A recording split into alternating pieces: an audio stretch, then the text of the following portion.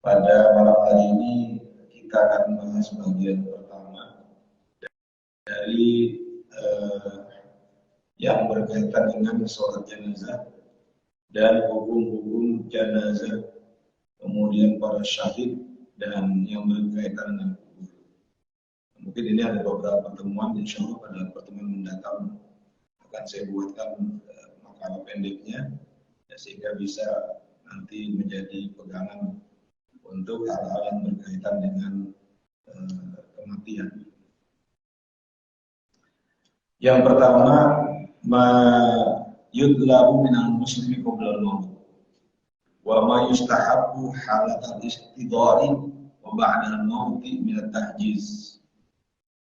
Jadi pada malam hari ini kita bahas tentang sesuatu yang diminta, ya, dari seorang muslim sebelum kematian dan sesuatu yang disunnahkan pada saat menjelang kematian serta setelah kematian dalam bentuk tajhiz, yaitu penyelenggaraan kematian atau pemulasaran. Yang pertama, al-isti'dad lil mauti, mempersiapkan diri untuk sebuah kematian. Al-mautu jisrun baina hayataini, hayati dunia al-faniyah wa hayatul akhirah al-khalidah. Kematian adalah sebuah jembatan di antara dua kehidupan, yaitu kehidupan dunia yang fana dan kehidupan akhirat yang kekal. Wa dunia mazra'atun lil akhirah. Dunia adalah ladang untuk akhirat. Faman 'amila shalihan fi dunyahu naja min su'il hisabi wal 'adzabi bil akhirah. Barang siapa yang melakukan amal soleh selama hidup di dunia, maka dia akan selamat dari buruknya hisab dan azab di akhirat. Maka di sini Nabi katakan dunia mazra'atul akhirah. Dunia itu adalah ladangnya akhirat. Berarti bagaimana nanti kita di akhirat, ya bergantung kepada bagaimana amal kita di dunia. Wa kana minal khalidina fi jinanillah.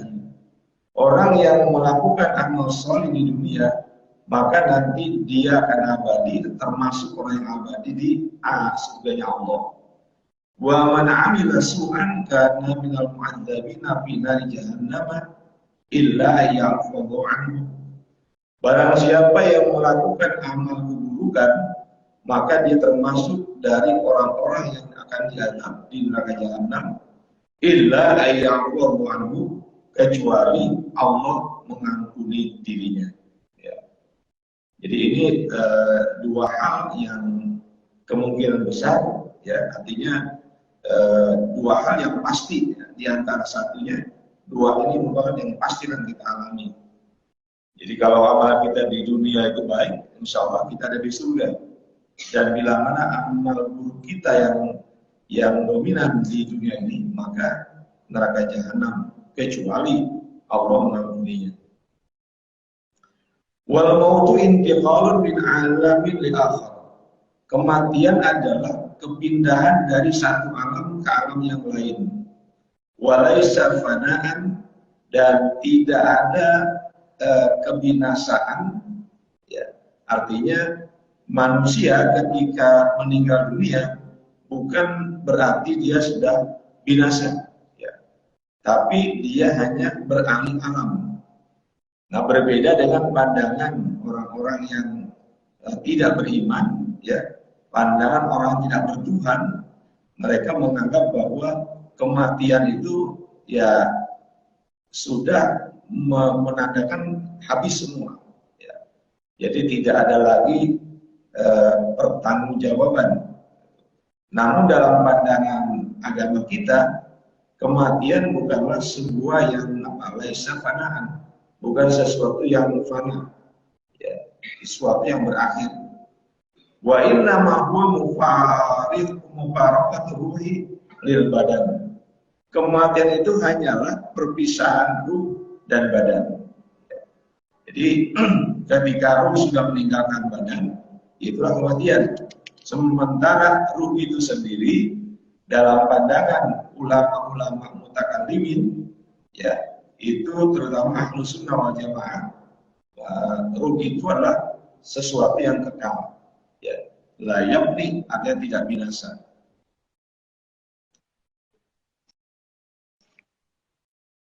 Wal mustahabbu li kulli insanin dzikrul mauti wal isti'dadu lahu.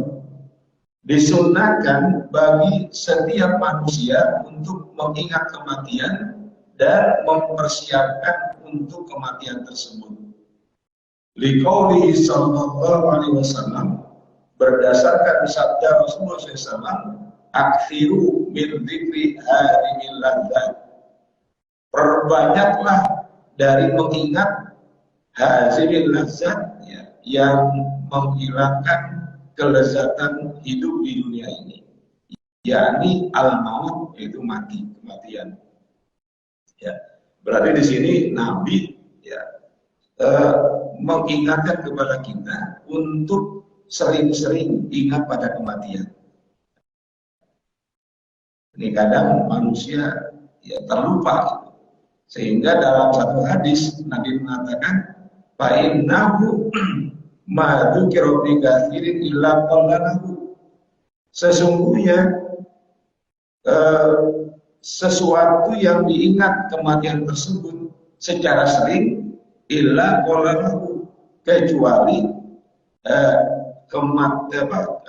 ingatnya itu akan menyedikitkan dia berbuat kemaksiatan.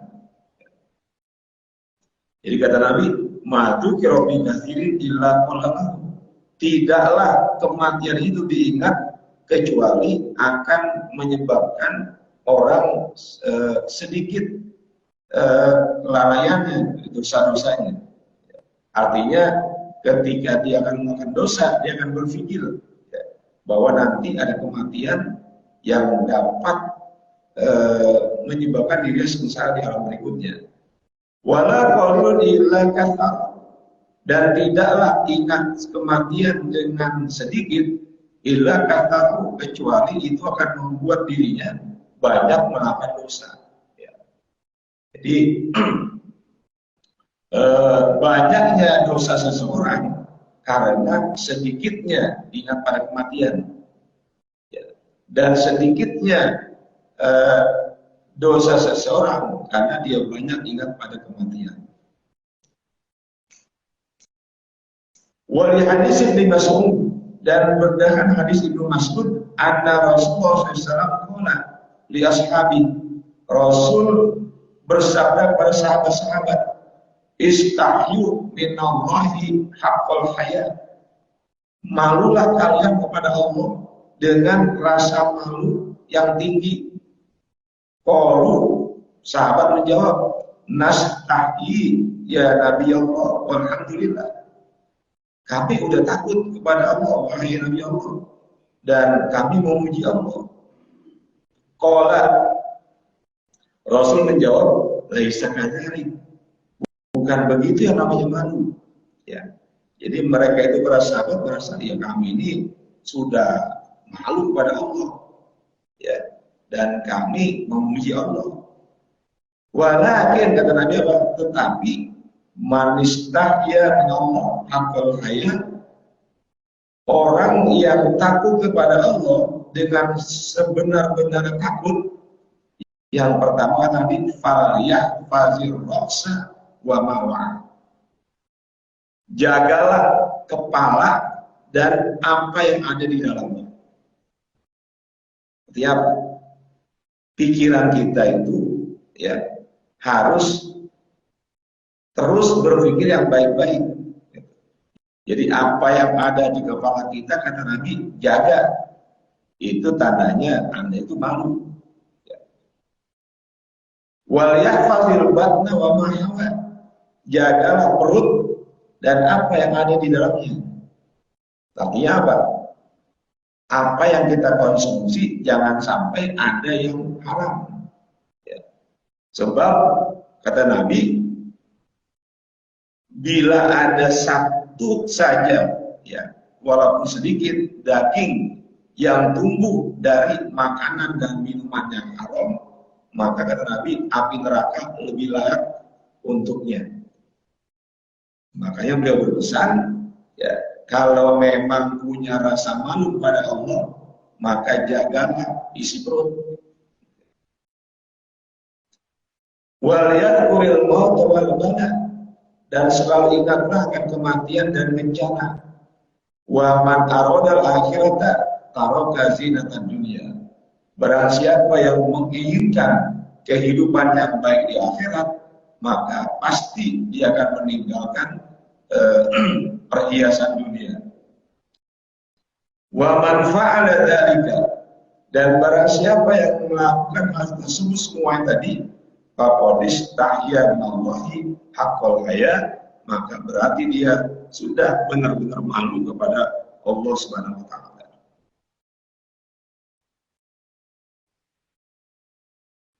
Ya, jadi kalau kita masih saja dalam isi kepala kita itu pikiran-pikiran yang membuahkan dosa, ya, nah ini berarti belum punya rasa malu pada Allah, ya. Atau kita masih saja mengkonsumsi barang-barang yang haram, ya, baik haram karena zatnya atau haram karena cara mendapatkannya, itu pertanda belum malu kepada Allah, ya. Dan bila mana kita melupakan bahwa kematian akan menjemput kita, berarti kita belum malu kepada Allah Subhanahu wa taala. Wal isti'dadu lil mauti, mempersiapkan kematian. Kita tidak tahu kapan kita meninggal, ya. Yang masih muda belum tentu dia lebih belakangan. Boleh jadi yang muda malah lebih dulu, ya. Maka untuk persiapan kematian, Dr. Wahab Az-Zuhairi mengatakan bil khuruji minal mazalim, ya, keluar atau tidak melakukan minal mazalim, perbuatan-perbuatan zalim.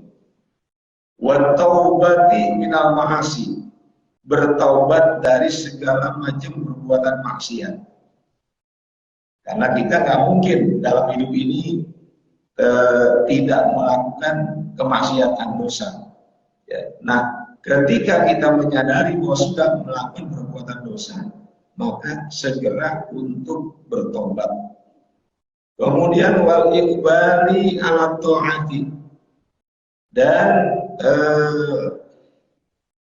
iqbal ala ta'at itu senantiasa punya perhatian untuk berbuat beberapa ketaatan kepada Allah Subhanahu wa taala, ya. Sesuai dengan firman Allah dalam surah Kahfi, "Faman kana yarju liqa rabbi falyamal 'amalan shalihan." Barang siapa yang ingin, ya, berjumpa dengan Tuhannya, maka hendaklah dia melakukan amal soleh.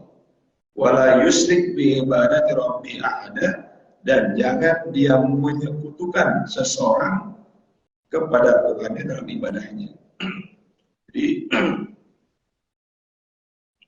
prinsip bahwa orang yang meninggal dunia dalam kemusyrikan, maka dia tidak akan mendapatkan ampunan Allah dan tidak akan berjumpa dengan Allah Subhanahu wa taala.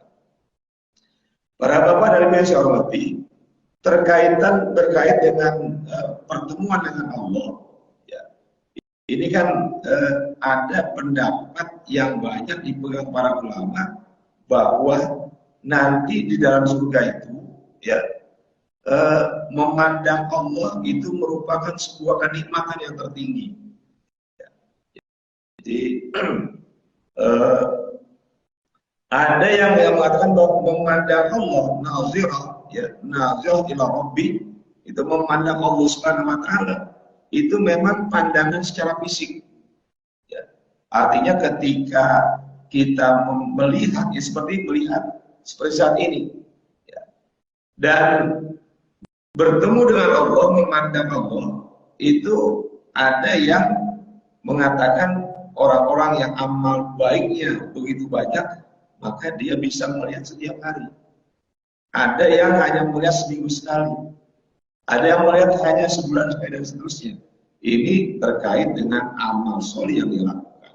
Ya. Jadi para ulama disitulah ya kenikmatan surga yang terbesar. Maka dalam satu kitab dikatakan ya, bahwa nanti ada orang-orang yang ada dalam surga ya, karena melihat Allah tiap hari, mereka mengatakan seandainya dalam satu hari kami tidak melihatnya, lebih baik kami dikeluarkan dari surga ya Allah Subhanahu wa taala. Itu seperti yang ada dalam syarah Sulamul Taufik seperti itu. Nah, pernah satu saat Nabi melihat sekelompok sahabat jamaah itu sedang menggali kubur. Ya. Jadi sedang bangun, fabaka hatta balathara bidumu'i. Nabi itu ketika melihat orang-orang sedang menggali kubur, Nabi menangis sampai tanah yang ada di bawahnya itu basah oleh air matanya. Coba bayangkan, Nabi itu yang sudah dijamin masuk surga, ketika melihat ada orang-orang sedang menggali kubur, beliau nangis. Nangis sampai kata Prof. Wahbah Zuhairi dalam riwayat ini, air mata Nabi sampai membasahi tanah yang ada di bawahnya. Waqala, lalu Nabi bersabda, ikhwani, wahai saudara-saudaraku, limithli hadza, ya, nanti seperti inilah akan kita alami.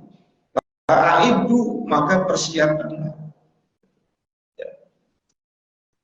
Jadi apa? Untuk sebuah kematian yang dimana kita berharap setelah kematian nanti ada kehidupan yang bahagia di alam barzakh, ya persiapkanlah dengan amal-amal kebaikan.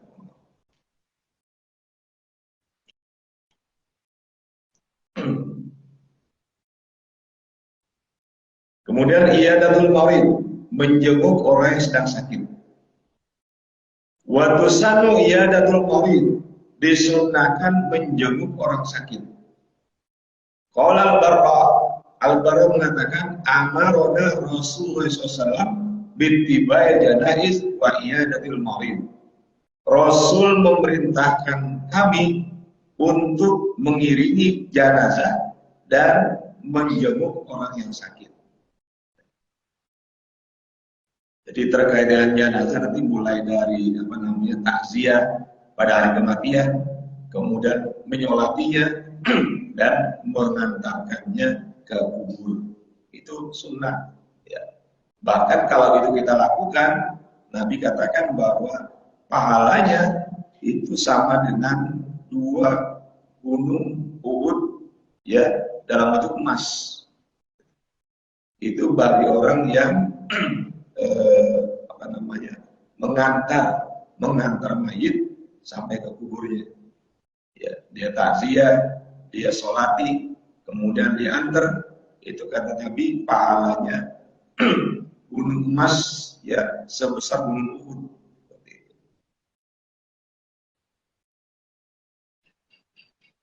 Wa an Abi Hurairah radhiyallahu anhu marfu'an, dalam hadis marfu dari Abi Hurairah, ya, Nabi mengatakan hakul muslim al muslim sittun. Hak seorang muslim terhadap muslim yang lain ada 6. Ini 6 hal yang selayaknya ya ini bisa kita lakukan.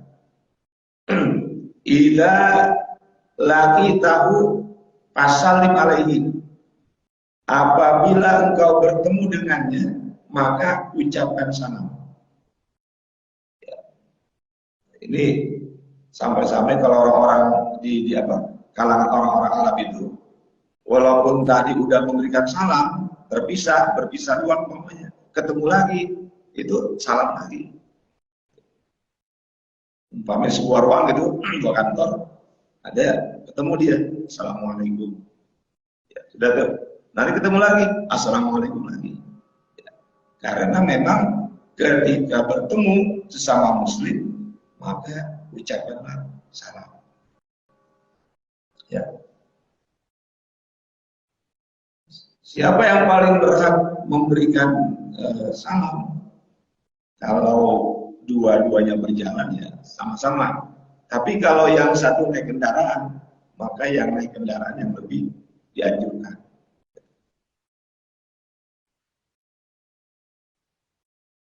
Nah ini apa namanya, salam itu, ya, salam itu amalan sunnah. Ketika menyampaikan salam, mengucapkan salam itu sunnah, pahalanya lebih besar. Ya. Menjawab salam wajib. Ya. Mana yang lebih besar, pahala memberi salam atau menjawab salam? Ini memberi salam yang paling besar. Padahal itu sunnah. Ya.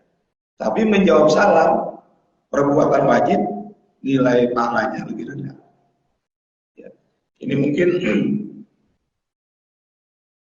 satu-satunya amal wajib pahalanya lebih rendah daripada amal sunnah. Itu di salam. Wa idza da'aka wajib, apabila dia mengundangmu maka penuhi undangannya. Itu hak dia. Dia punya hak atas kita. Jadi kita diundang umpamanya untuk peringatan sesuatu gitu, ya. Umpamanya undang acara pernikahan, itu penuhi. Nah, ini mesti apa? Mesti bahkan hukumnya wajib itu. Ya. Mengundang itu sunnah, tapi memenuhi undangan wajib.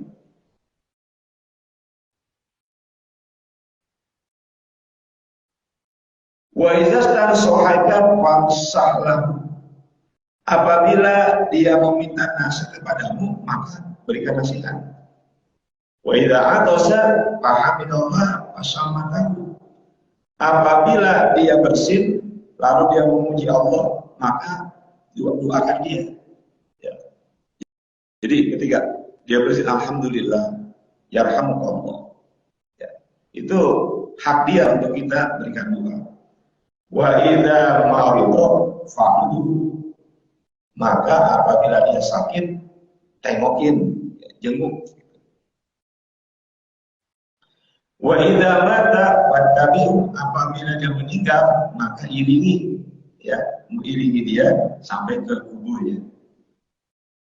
Nah, ada dalam satu hadis Nabi mengatakan, ma min muslimin, tidaklah seorang muslim yang mudah musliman, dia menjenguk muslim yang lain yang sakit, ghadwatan, di pagi hari, illa shalla alaihi sabuna alfa malakin hatta yumsiya, kecuali kalau itu dilakukan ada 70.000 malaikat yang mendoakannya sampai sore.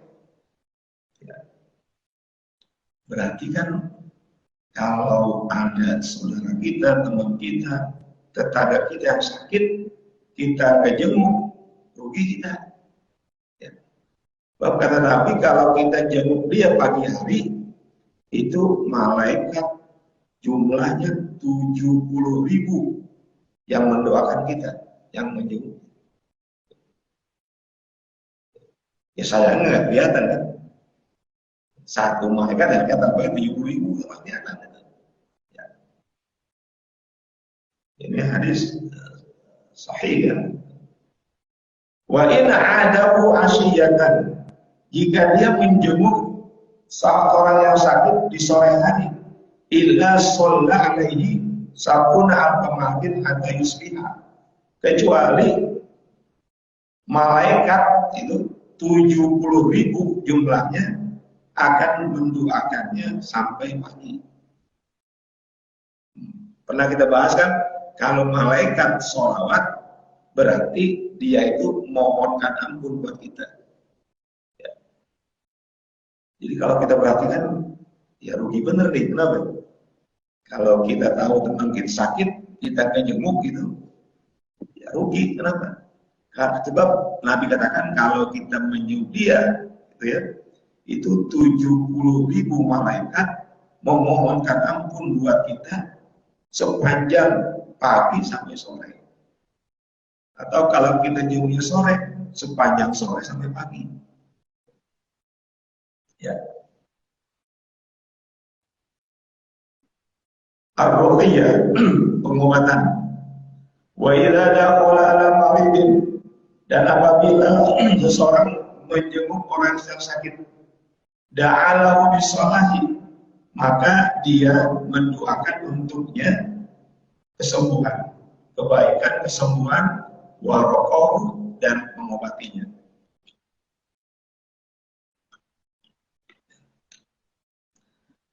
Nah, bagaimana mengobati orang yang sakit ketika kita jenguk? Itu nanti di sini ada nih, ya. Dikatakan begini. Ini ada riwayat dari Thabit, ya, dari sahabat Thabit yang pernah dijenguk oleh Anas, sahabat Anas, ya, ya Abu Hamzah, ya, istakaitu, wahai Abu Hamzah, jadi aku mengeluh sakit. Kalau Anas katakan, apalah artinya biruqyati Rasulullah, apakah mau kamu aku ruqyah, aku obati dengan pengobatan Rasul? Qala, ya, kemudian Thabit menjawab, bala, iya. Qala, maka Anas kemudian doanya begini, Allahumma Rabban nas. Ini kalau kita menjenguk orang yang sakit, di antara doanya ini warid, ya, dari sahabat Anas. Dia dapat dari Rasul.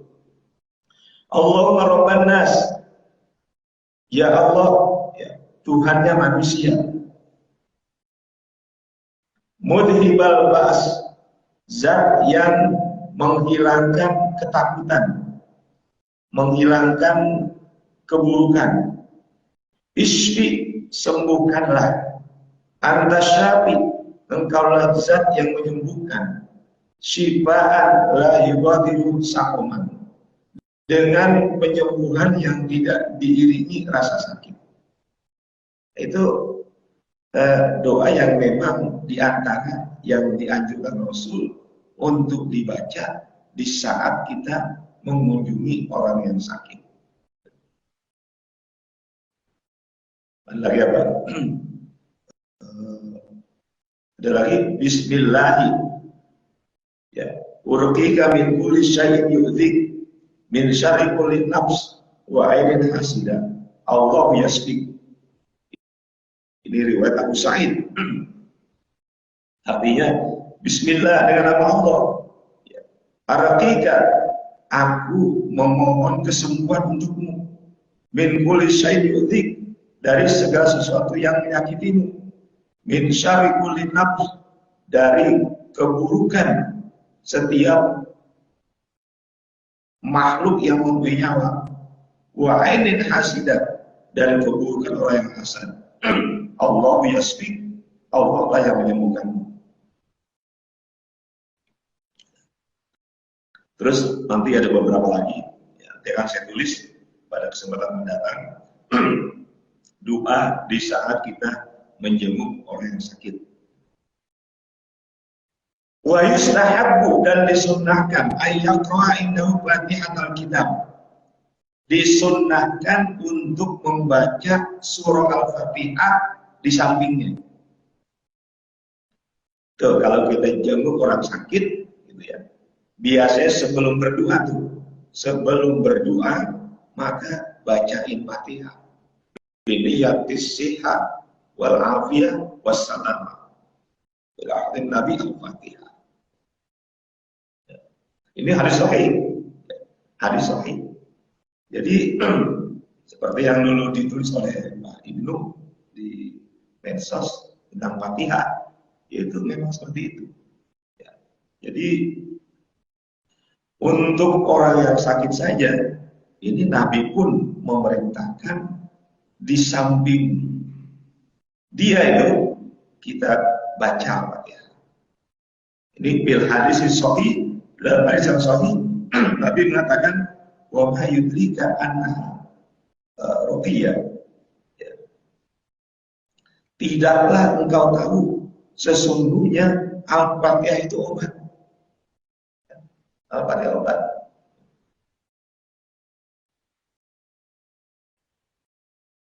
Wa ayyaqra indahu surah Ikhlas al-Mu'awwidhatain, dan membaca di sampingnya surah Al-Ikhlas dan qul a'udzu birabbil falaq wa birabbin nas. Jadi habis baca Fatihah, baca Al-Ikhlas, qul huwallahu, baca qul a'udzu birabbil falaq dan qul a'udzu birabbin nas. Dan itu merupakan perintah Rasul. Ya. Faqad thabata dzalika anhu sallallahu. Itu bacaan Al-Ikhlas, Al-Falaq, An-Nas itu memang menjadi ketetapan Rasul.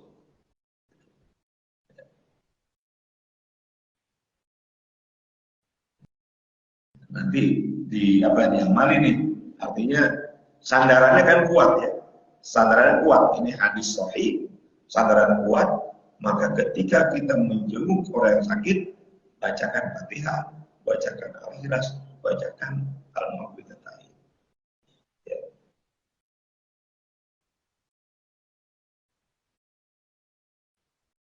Warwa Abu Dawud, Imam Abu Dawud meriwayatkan sebuah hadis, An-Nabi sallallahu Nabi Muhammad bersabda, "Idza ja'a rajulun ya'udu maridan." Apabila seseorang mendatangi seorang yang sedang sakit, fal yaqul, maka ucapkanlah, Allahumma shfi abdaka yang kau bika aduan, au yamshi laka ila salatin. Ya Allah, sembuhkan hambamu yang kau bika aduan, dengan sembuh tersebut ya dia akan membunuh musuh-musuh karenamu. Nah, ini mungkin dalam kondisi kayak di Palestina.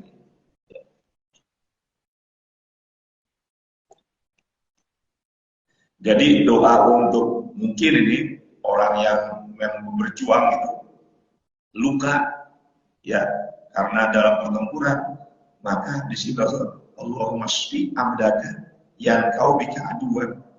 Ya Allah, sembuhkan hambamu ini, dengan begitu ya dia akan bisa membunuh musuh-musuh dengan niat untuk. Atau kalau nggak begitu, ganti Allahumma shfi abdaka yamsi laka ila sholatin.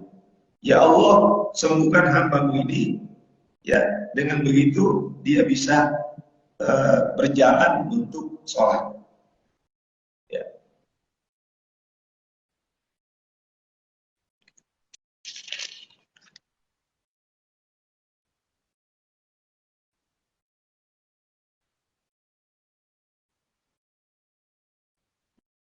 Nah, kemudian terkait dengan menjenguk ini, ya, Rasulullah mengatakan, wala yutirul aidu al-julusa indal maridi obat inat tajri.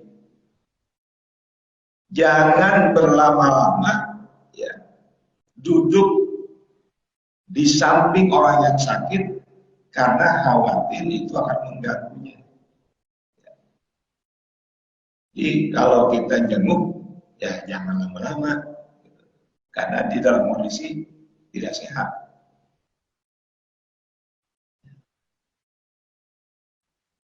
Kemudian apa? Waktu iyadatu wasatan nahar. Makruh hukumnya menjenguk orang sakit di tengah hari. Wa yu'adu bukratan aw asyian. Tapi kalau menjenguk orang sakit itu ada pagi atau sore hari. Gimana kalau bulan Ramadan? Kata Prof. Wahbah, kalau Ramadan itu, saya kira ini ya yang kita bahas bagian pertama yang berkaitan dengan kematian dan hal-hal yang terkait dengannya. Mungkin ada yang ingin mengomentari, silakan.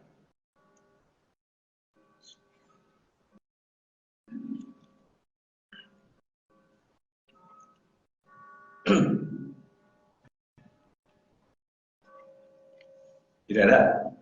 Ya. Baik. Sedikit lagi deh kalau nggak ada.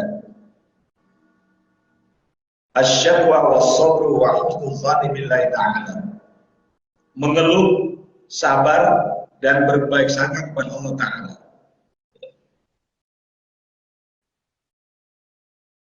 Wa yukhbirul maridu an halihi minal waj'i. Seorang yang sedang sakit, dia boleh mengabarkan, ya, dia boleh memberitahukan tentang kondisi sakitnya. Walau liwaya tabibin bila syakba, walaupun ya bukan kepada seorang tabib, ya, bila syakwa, tapi itu nggak boleh keluh. Nah ini bagi orang yang sakit, ketika dijenguk, mungkin kan yang jenguk tanya sakit apa, cukup dia beri kabar, ini saya ada sakit di bagian perut, udah gitu aja. Jangan mengeluh yang lain-lain.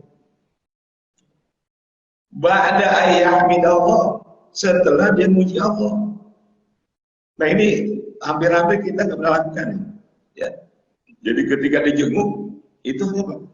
Ketika ditanya, sakit apa? Alhamdulillah. Bayangin, itu di Alhamdulillah. Ya. Ada sedikit ini, rasa sakit di bagian mana gitu. Itu diawali dengan Alhamdulillah.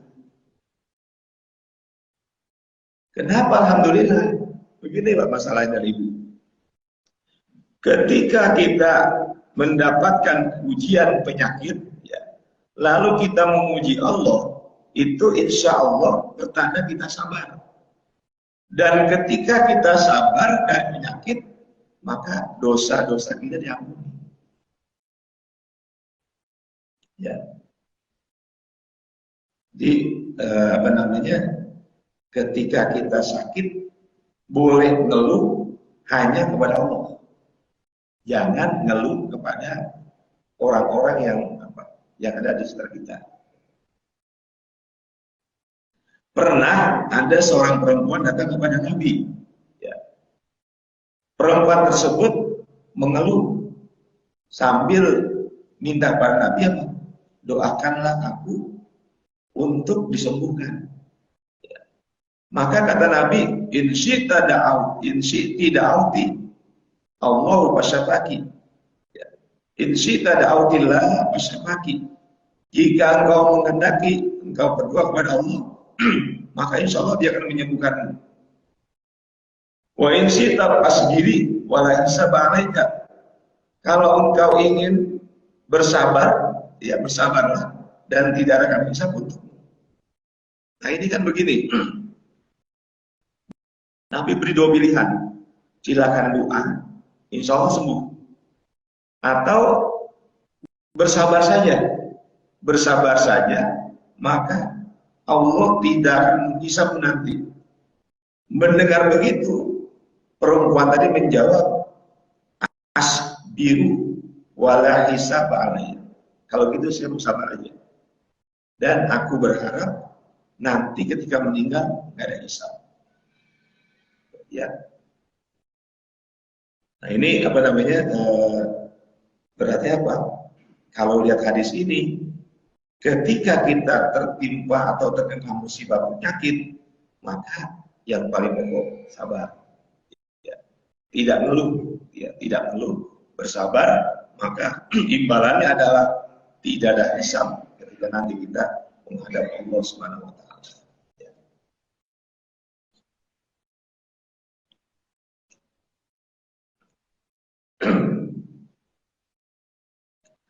Ada satu kisah pendek gitu, anekdot di sebuah kitab. Seseorang yang dijenguk oleh teman-temannya, beliau sedang sakit, lalu teman-temannya berdoa untuk menyembuhkannya. Artinya berdoa agar dia sembuh. Yang didoakan marah. Ya. Kenapa marah? Dia mengatakan, jangan doakan saya sembuh. Gitu ya. Sebab ketika saya jatuh sakit dan saya bersabar atas penyakit saya ini, maka ketika selama saya sakit, Allah memberikan ganjaran pahala yang besar buat saya. Ya. Ini mungkin bagi kalangan tertentu ya, yang secara keyakinan itu luar biasa. Ya. Sampai-sampai Imam Ahmad bin Hanbal mengatakan ya, bahwa berobat itu ya, atau bertawakal tidak berobat itu lebih utama daripada berobat. Ini udah di luar jangkauan kita ya. Ucapan Imam Ahmad bin Hanbal yang mengatakan tidak berobat karena penyakit itu lebih utama daripada berobat. Kenapa? Beliau mengatakan kalau kita berobat itu menghilangkan ketawakalan. Beliau ya. Tapi berdasarkan satu hadis, sebetulnya tawakal kepada Allah itu tidak hilang karena kita berobat ketika sakit. Ya, tapi pendapat dari Imam Ahmad bin Hanbal yaitu sah-sah saja. Ya, karena memang ketika orang sakit dia sabar akan dihapus dosa-dosanya. Gitu. Tapi bukan penyakitnya yang membuat dia dihapus dosa-dosanya. Ya. Jadi yang membuat orang tersebut dihapus dosanya ketika dia sabar, nggak ngeluh, gitu ya. Dia hadapi penyakit tersebut dengan ya menyerahkan semuanya pada Allah Subhanahu